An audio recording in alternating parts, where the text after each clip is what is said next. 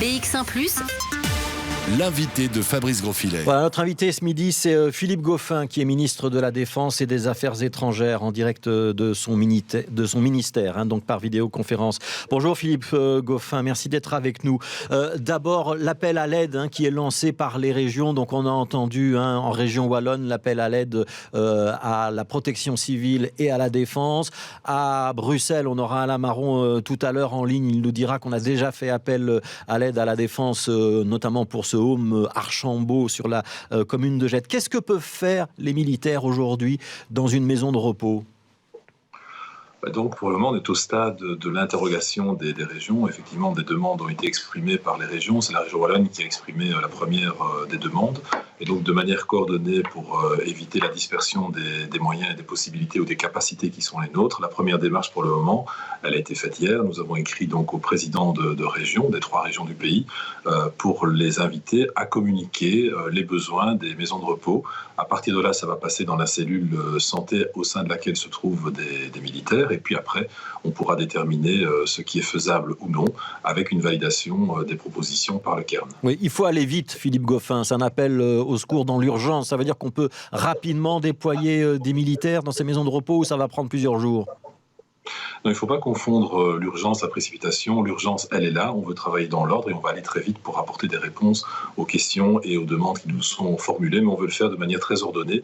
On peut vous dire que, vous le voyez, dans la crise, on est très réactif et on est très disponible. C'est évidemment normal. Il en va de même pour la défense. Mais on veut travailler de manière coordonnée pour ne pas s'éparpiller et constater une perte de moyens qui, évidemment, serait préjudiciable. Oui. On parle de soutien logistique. C'est-à-dire qu'on parle de militaires qui pourraient préparer, peut-être distribuer les repas, mais aussi des militaires qui pourraient organiser les homes en transportant les malades atteints du Covid-19 d'un côté et puis les malades sains qui ne sont pas porteurs de la maladie de l'autre. On parle de tâches de ce genre-là, peut-être de tâches de désinfection aussi. Les militaires, ils sont rodés et prêts à faire tout ça. Ou est-ce qu'on parle aussi d'un soutien médical ? Il y a 2 choses qu'il faut bien distinguer. Donc, le soutien médical a déjà été apporté, notamment à Jette et à Lustin, avec la composante médicale.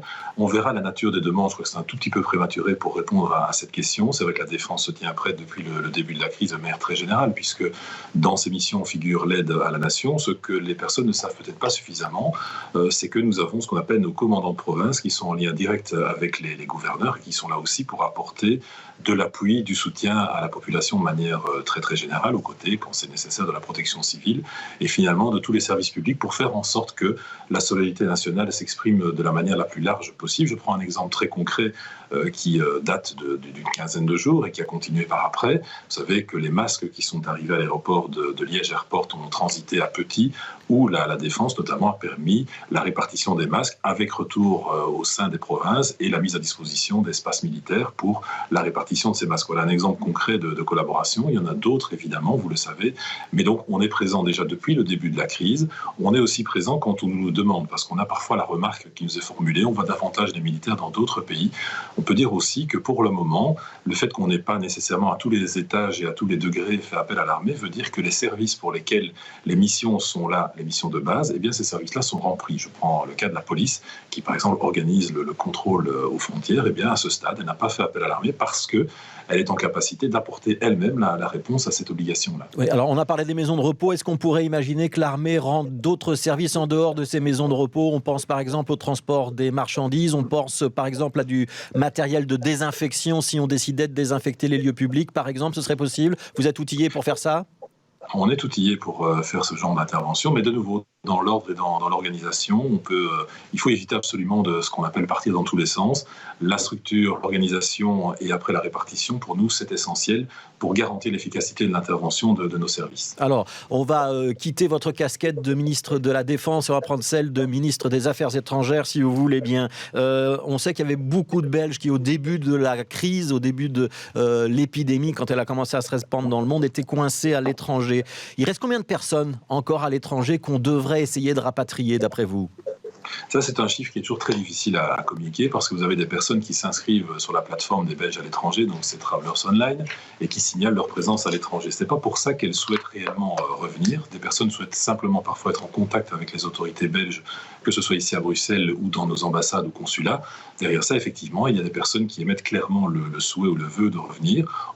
On On a organisé énormément de rapatriements. Il faut savoir que depuis le début de la crise, c'est 5800 personnes, des ressortissants qui sont revenus ici, soit par le biais de vols affrétés par les affaires étrangères et également la défense, ou alors par le biais de la collaboration internationale avec la collaboration européenne qui permet dans des destinations où nous avons moins de Belges de mutualiser les frais de retour. Et donc, c'est depuis l'existence de la Belgique la plus grosse opération de rapatriement qui a été organisée, et je félicite vraiment les services ici à Bruxelles comme dans les ambassades et les consulats qui ont été disponibles 24 heures sur 24 pour essayer d'apporter le plus de réponses possible d'un point de vue très très pratique. Alors parfois on a entendu des expressions d'impatience, parfois de frustration.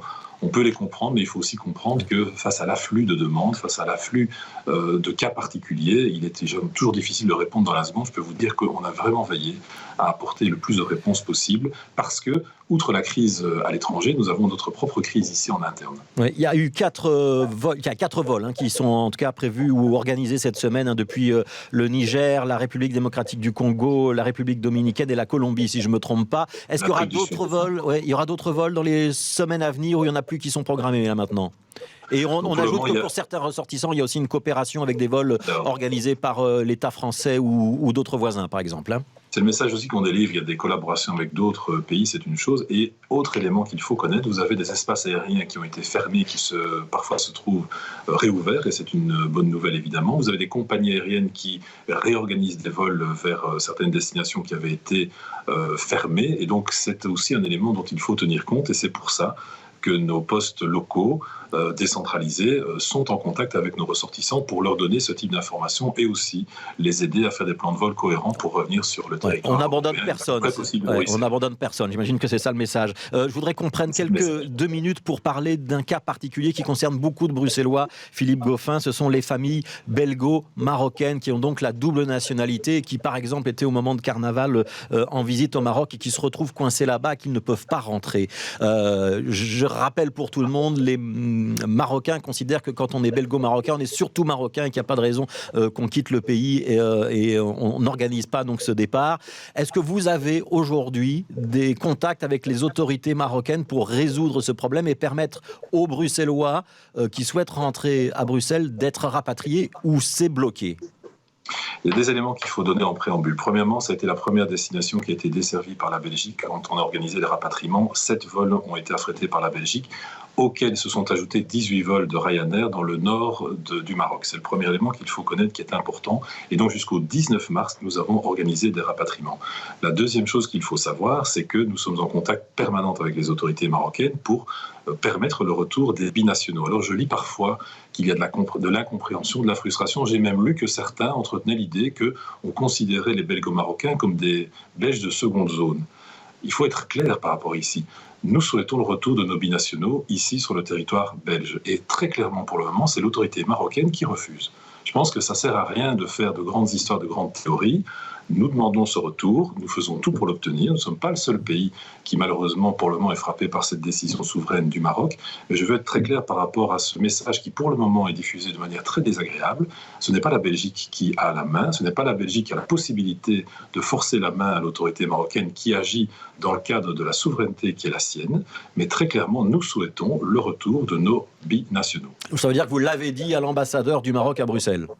Ça a été dit très clairement. Et ça veut dire que si le pouvoir marocain décide de laisser partir ces ressortissants qui ont la double nationalité et qui sont, j'imagine, pour ceux qui font des demandes résidents à Bruxelles, par exemple, vous aurez la possibilité d'affréter un avion ? Ce sera possible ? Vous savez, la réponse que je donne à ça, c'est très clair. On a évidemment toute une série de courriers pour attester de nos démarches. Et qu'est-ce qu'on demande simplement ? Effectivement, quand on a un binational, l'autorité sur laquelle ce binational se trouve peut considérer que cette personne n'a qu'une nationalité. Notre raisonnement, il est de dire, nous prenons en compte non pas le critère de la binationalité, mais le critère de la résidence principale de la personne. C'est un critère tout simple qui est objectivable et c'est celui que nous essayons de défendre. Alors c'est vrai que j'ai lu, suite à la commission parlementaire avant-hier, où j'ai pu répondre très clairement et où j'ai vu des parlementaires notamment du PS et des colos, qui mettaient un peu en doute notre bonne foi, de confirmer qu'on était en train d'essayer de tout faire pour ça. Je pense qu'ici, plutôt que d'essayer de continuer à faire croire qu'on considère que nos binationaux